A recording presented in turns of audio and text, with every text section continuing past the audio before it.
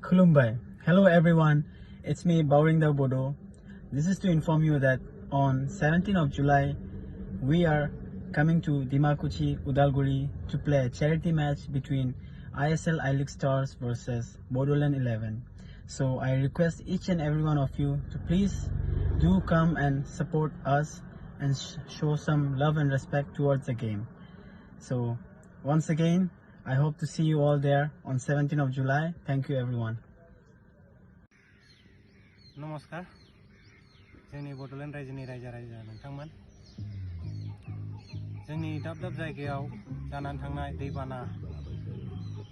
जों लोमजानाय जों बिसोरनि थाखाय जों सहाय खालामनो थाखाय मोनसे चेरिटि मेच लाखिदों जोंनि बिटिएडि सरकार आरो जोंनि प्लेयारफोरनि गेजेरजों सावरायलायनायाव जों मोनसे फुटबल मेच लाखिदों उदालगुरि डिमाकुसि जायगायाव जों गेलेगोन 17 जुलाइ रबिबाराव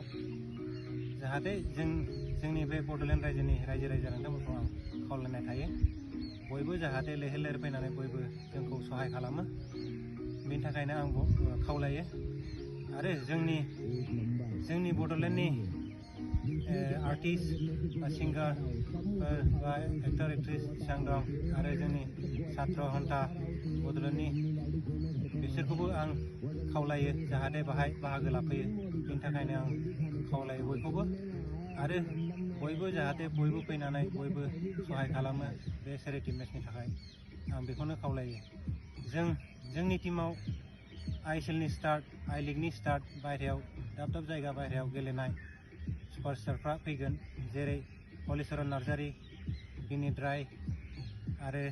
प्रान्जल भूमिज प्रज्ञान गगৈ आरो गोबां यंगस्टार दं जोंनाव बिसोरबो जोंनि Hi everyone, মই বিনিত রায় just for your information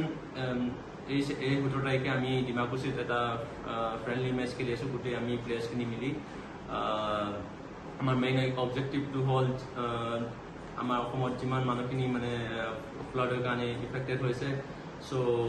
আমি সেইটো কাৰণে যিমান পাৰোঁ ফাণ্ডছটো ৰেইজ কৰিব বিচাৰিছোঁ আৰু সেইটো কাৰণে আমাক আপোনালোকৰ চবৰে সহায় লাগিব যাতে আপোনালোকে আহক